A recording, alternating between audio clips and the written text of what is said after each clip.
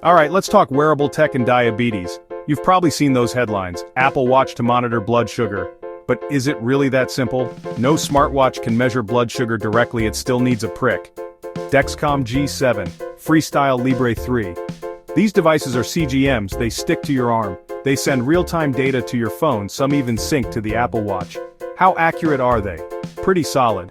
Most are FDA-approved, reliable for daily management. They track trends, spot highs, spot lows, and let you share with your doctor or family. Features: alerts, graphs, predictions, apps to log, food apps to log exercise, full picture on your wrist.